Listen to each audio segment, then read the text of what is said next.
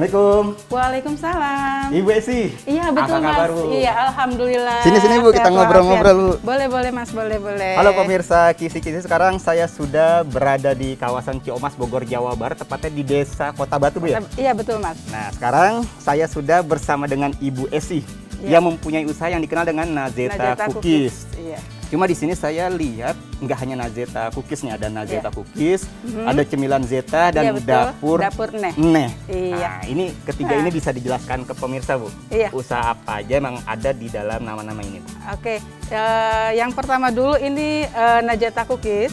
Ini saya menyediakan berbagai macam kue lebaran. Sifatnya usaha setiap tahunan ya, menjelang lebaran. Dan yang kedua ini adalah cemilan Zeta, menyediakan berbagai macam kue kering. Ini adalah usaha keseharian saya. Itu dimana kue-kuenya itu banyak saya dapat dari home industry. Kita kemas, jualan pak itu seharga 5.000, jadi murah meriah. Dan yang ketiga ini adalah dapur Neh, menyediakan berbagai macam makanan catering.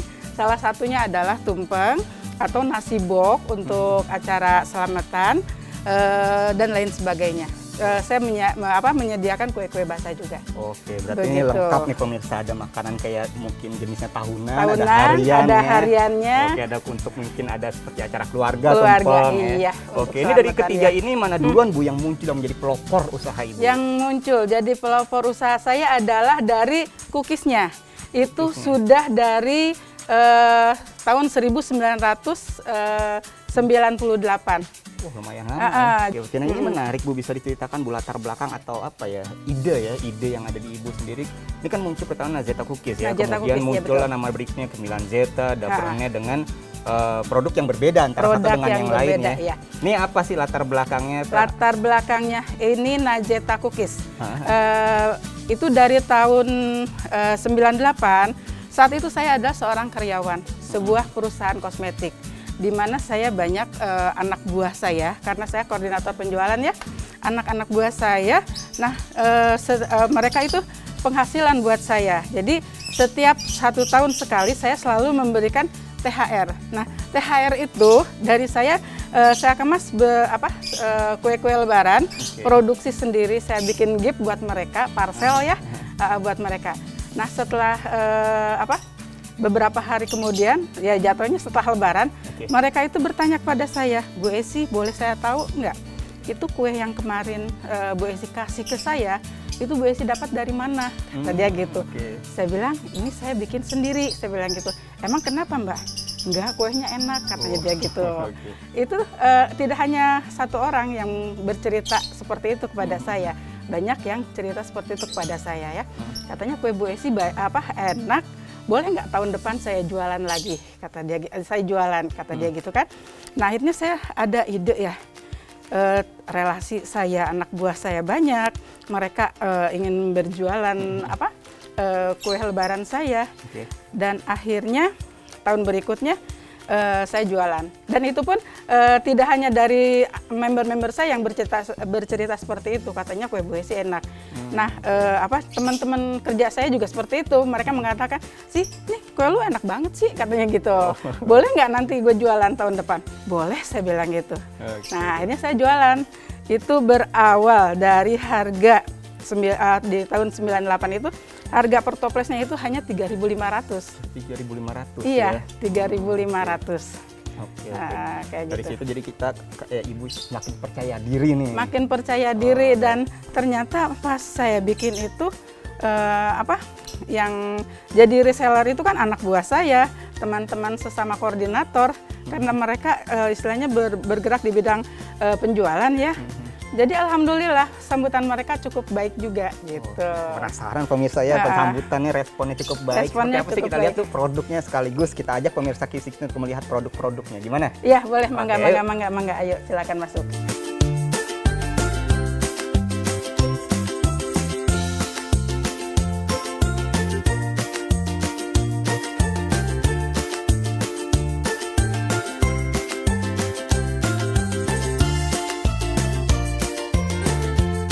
Oke pemirsa Kisi, sekarang di belakang kita udah banyak nih produk-produk dari Nazeta Cookies Bu ya. Ternyata banyak Bu, ada berapa jenis Bu? Ada 17 jenis. 17 jenis. Iya, Wow. betul. Kita nggak usah semua lah ya. Iya. Yang contoh-contoh yang pertama yang paling favorit nih, yang mana? Yang paling favorit adalah Nastar.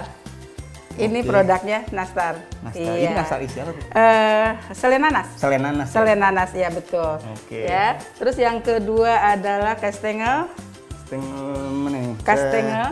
Oh, di bawah. Ada di bawah. Ini kastengelnya. Oke.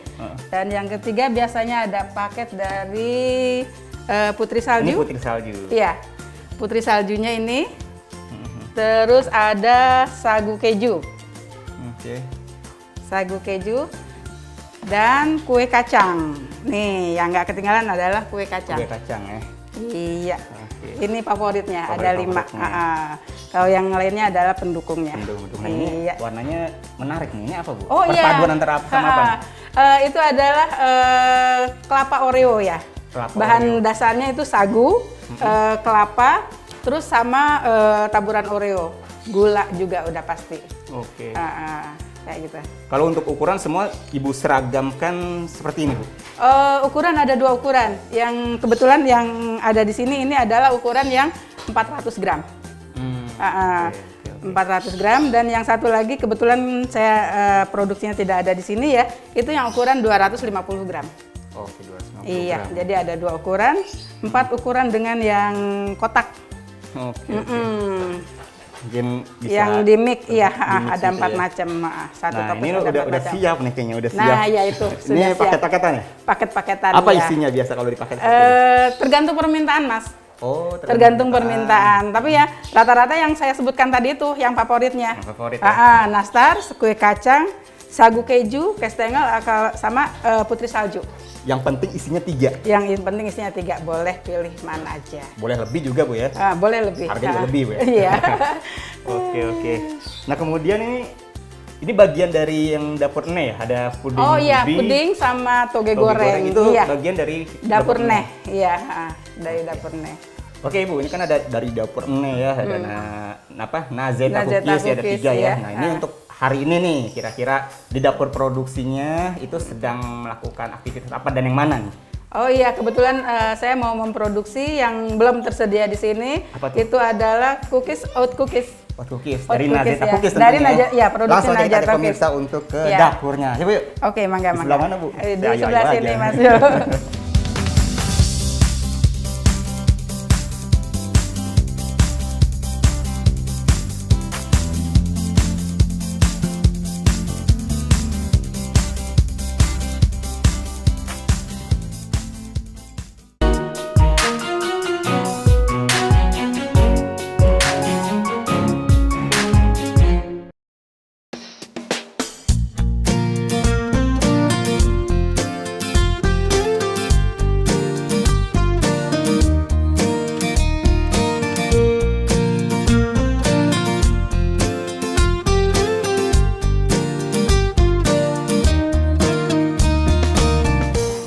Tempat produksi saya. Tempat produksinya. Iya, Oke. betul. Di depan kita bahan-bahannya nih beraneka ragam nih. Beraneka Sekarang ragam. kita jelaskan juga biar pemirsa tahu bahan yang dibutuhkan untuk membuatnya itu apa saja. Iya, karena kita akan membuat cookies oat ini adalah bahan utamanya oat, ya. Nah, untuk pewanginya ini, karena ini dari rempah-rempah. Ini ada bubuk pala, kayu manis, ya. Jadi untuk ini namanya bumbu spekuk. Bumbu spekuk. Untuk aroma ya? Untuk aromanya, iya. Dan ini ada gula aren, gula palem, ya. Gula aren, ya.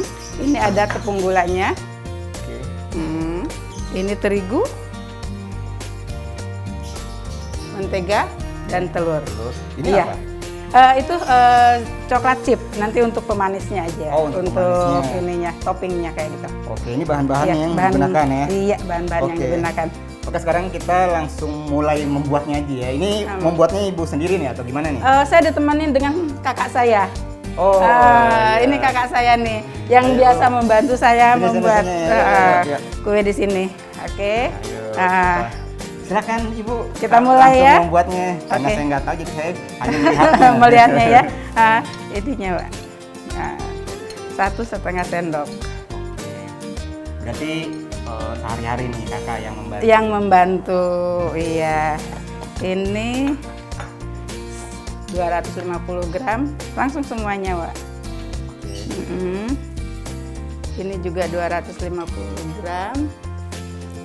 Kita di sini hanya membutuhkan 2 buah telur, iya. Kuningnya aja. Oh, kuningnya aja? Iya. Kenapa nggak semua, Bu? Karena kalau kita ambil yang putihnya itu akan membuat keras kue. Oh. Kalau yang kuningnya ini bisa lembut, nggak keras kuenya.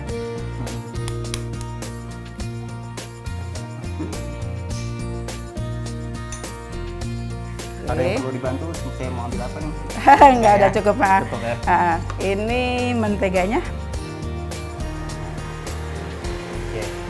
Oh. Nah, biasanya nih tadi Ibu ngomong kalau pas udah mau masuk mentega ya, butter ya, harus ada alat khusus nih, sarung tangan, ya kan? Tadi Sarung ngomong gitu kan? tangan, betul, iya. Nih, silakan dipakai, Bu. Iya, betul. Ini sarung tangannya.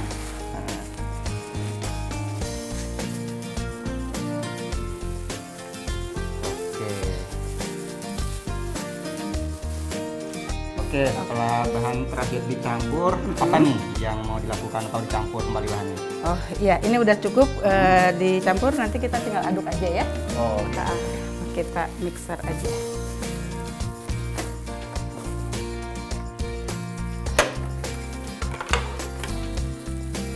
Nah, oke.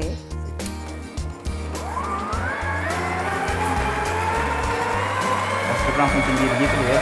Speednya langsung tinggi begini ya pertama kali ya? Iya, langsung tinggi aja. Udah tercampur rata. Ngomong untuk berapa banyak maksudnya dihasilkan dengan Oh iya, bahan-bahan? ini untuk terigu terigu 1,5 kilo. Terus tadi menteganya sekitar 750 gram. Kalau bahan Iya. seperti itu menghasilkan berapa banyak? Sekitar 8 toples. Iya.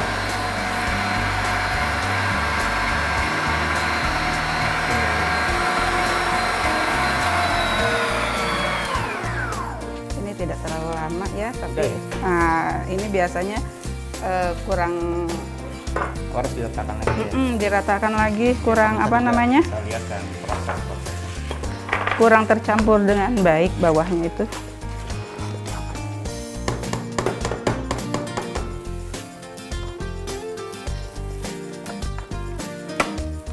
Tahan belum masuk pun nggak apa-apa? Nggak apa-apa. Kalau ini udah nggak ada tepung gulanya, jadi nggak terbang tepung gulanya.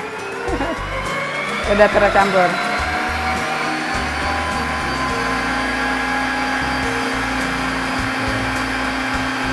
Berapa kali ini biasa kali proses pengadukan seperti ini? Pengadukan ini nggak lama sih, dia hanya untuk tercampur aja, jangan sampai menteganya mengembang gitu.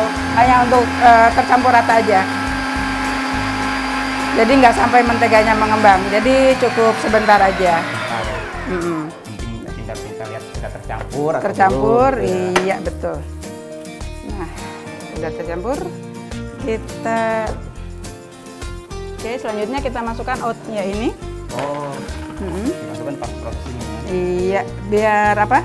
Kenapa nggak di mixer? Karena ini kan ada kasar gitu ya. Air serat-serat. Serat-seratnya jadi terasa. Kalau di itu nanti nggak terasa serat-seratnya. Apanya, Pak? Ini sudah siap begini, nggak ada yang bisa saya bantu gitu? Apa? Oh, Oh, jangan jangan, dipaksakan. jangan. Yang penting aja. Nanti, Ya. iya siap Mas. Oke, Pak. Oh, proses ini campur lagi ya? Dicampur, tapi tidak menggunakan mixer.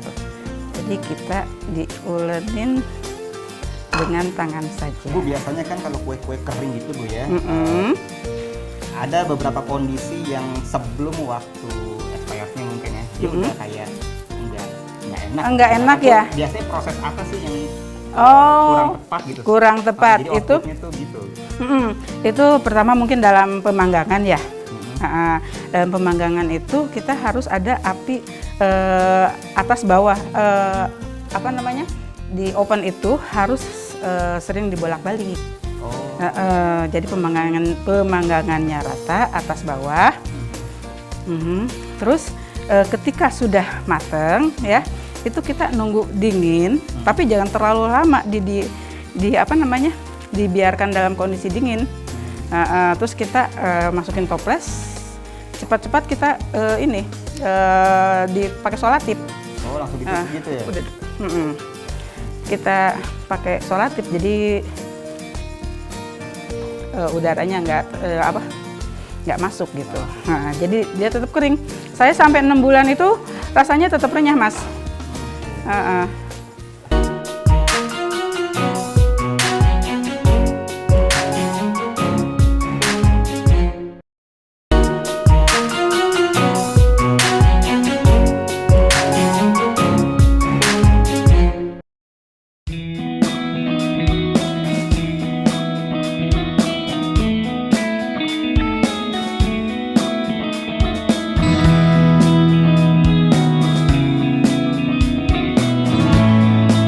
Oke, nah ini berapa lama lagi nih Bu kira-kira? Ini udah kalis. Apa sih tandanya udah kalis, udah nggak nempel di tangan. Iya betul.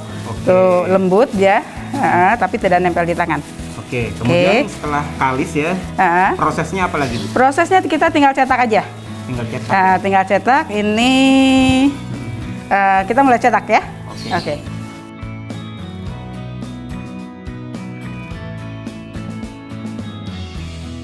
Ini proses pencetakan sudah layak belum saya untuk membantunya? Asik. Boleh. Mau coba. Ibu dulu saya lihat. Seperti ini.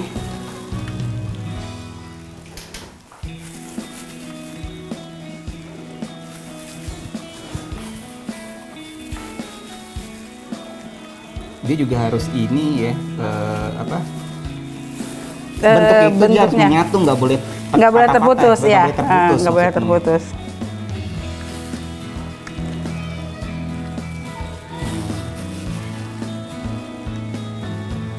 Ini kali ya 5 cm kali ya kurang lebih. Iya, kurang lebih sekitar 5 cm.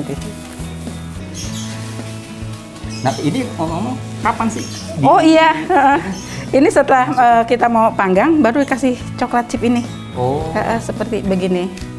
Oh, bisa langsung ya? Kayak gitu. Atau kita mau berapa? Satu coklat aja. Satu coklat ya? Ini deh saya itu. Oke, siap. Atau kita panaskan dulu ini aja kali ya? Apa namanya? Ovennya.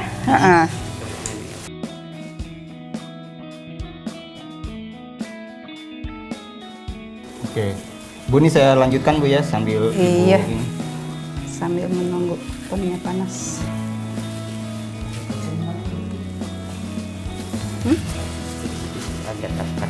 Agak tekan ya? Iya, biar nggak ini. Ini posisinya ada di sini sebenarnya. Nah, di sambungan yang ini.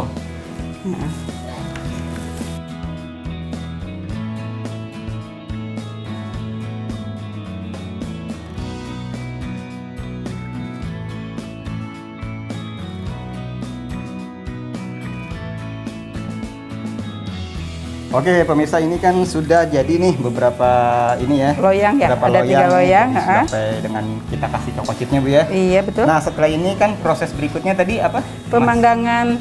Oh ya udah 150 itu udah lurus banget itu. Oke, bisa 150. Oke, langsung aja Bu. Saya panggang dulu bentar ya. Kita tukar posisi. Tukar posisi, sip.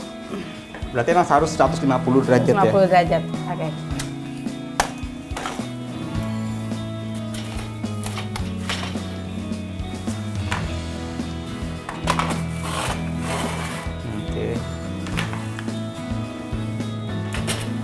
Sip, udah? Udah, tinggal nunggu bolak-balik. Oke, ini kan sudah masuk ke pemanggangan ya. Ini kita harus tunggu sampai berapa lama? Kurang lebih 30 menit. 30 menit ya, itu kan terlalu lama. Sekarang kita ajak pemirsa aja untuk mencicipi dua jenis lain yang baru matang juga ya? Iya, betul. Oke.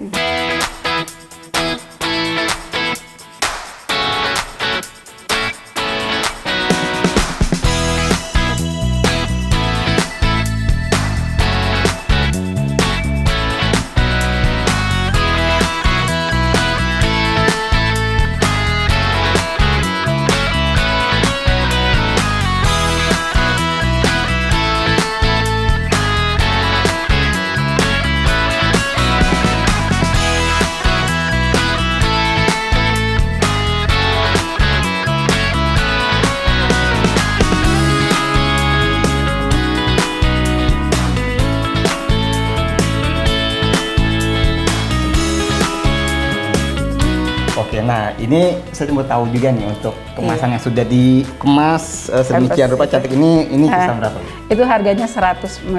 120. Itu menurut saya relatif bisa terjangkau ya, karena memang tujuan saya tidak hanya untuk kue lebaran ini tidak hanya untuk dinikmati oleh kalangan atas, itu bisa juga dinikmati oleh kalangan bawah. Maksud saya bisa terjangkau lah untuk semuanya. Terjangkau gitu. Ya. Oke. Berarti bukan dari sisi ya bisnis oke lah, tapi kan dari sisi bisnis oke ya, memang saya mencari keuntungan, tapi keuntungan itu pun saya kembalikan ya tidak terlalu besar lah. Jadi karena pengalaman saya seperti ini Mas, saya itu dulu kan terlahir dari keluarga yang kurang mampu. Saya 7 saudara, 7 kakak beradik. Ibu saya adalah seorang buruh cuci. Dimana kalau buruh cuci itu menjelang lebaran, dulu itu sabun itu ada kemasannya ya. Dia cuci sampai bersih sekali. Dia pisahkan, terus menjelang lebaran itu dia isi dengan kue yang sederhana sekali. Jadi cuma terigu, kelapa, bumbu asin kayak gitu ya, kayak bawang merah, bawang putih, ketumbar, itu diaduk, terus diulenin seperti tadi, itu dibentuk dari garpu, lalu digoreng. Udah digoreng kayak gitu, disimpan ke setiap tempat kemasan sabun tadi. Dia bagikan untuk anak-anaknya, seorang 1 toples. Jadi di mana saya berkunjung ke rumah saudara menemukan kue nastar, itu alangkah bahagia sekali saya. Karena ini merupakan kue teristimewa dalam hidup saya saat itu. Gitu. Makanya kenapa saya menjual kue ini tidak terlalu mahal. Biar kalangan yang kelas ekonomi ke bawah itu bisa merasakan kue ini. Gitu. Nah, ternyata sejarahnya seperti itu ya. Sejarahnya seperti itu, saya menjual tidak terlalu mahal, jadi bisa dinikmati oleh kalangan ekonomi ke bawah. Nah, kalau misalnya mau pemirsa nih mau menikmati kan, itu bisa menghubungi di nomor berapa Bu untuk pemesanan mungkin? Bisa menghubungi di nomor WhatsApp saya 0813 1451 3942. Oke. Nah, itu gimana? Harus by PO berapa hari sebelumnya? Saya tutup PO 15 hari setelah puasa. Jadi 2 minggu puasa saya udah nggak buka PO lagi. Oke. Oke Ibu Esi, kita juga mau tahu nih, tadi kan ada latar belakang yang memang yang tidak semua orang tahu ya, latar belakang dari usaha ini. Kemudian apa sih harapan Ibu Esi terkait usaha Ibu Esi yang sedang dijalankan ini? Itu harapan ke depannya, mungkin jangka pendek maupun jangka panjang seperti apa? Harapan saya dalam keadaan sesulit apapun keadaan ekonomi sekarang ini, janganlah berputus asa. Ya, dimana udah ada usaha, di situ kita ada rezeki. Jadi jangan putus asa untuk selalu berusaha, karena disitulah ada rezeki kita. Walaupun itu kita usaha jatuh bangun, insya Allah kedepannya ada menemukan jalan terbaiknya. Luar biasa sekali, banyak pelajaran yang kita ambil juga ya pemirsa Kisi-Kisi, untuk selain ilmu cara membuat kue, ilmu saling berbagi pun ya, latar belakang sebelumnya sejarah seperti apa. Biasanya saya dan tim Kisi-Kisi mengucapkan terima kasih banyak. Sudah diizinkan bermain ke sini, belajar banyak ya. Semoga usaha Ibu Esi semakin lancar, sukses, berkah selalu, dan tentunya produk-produk Ibu ini bisa terus dinikmati oleh masyarakat umum, masyarakat luas lainnya Bu ya. Amin ya Allah ya Rabbal Alamin. Nah, demikian pemirsa Kisi-Kisi liputan saya bersama Ibu Esi yang dikenal usahanya itu Nazeta Cookies. Semoga liputan ini jadi inspirasi untuk kita semua. Akhir kata, saya Arabet mohon undur diri di hadapan Anda. Terima kasih dan sampai jumpa.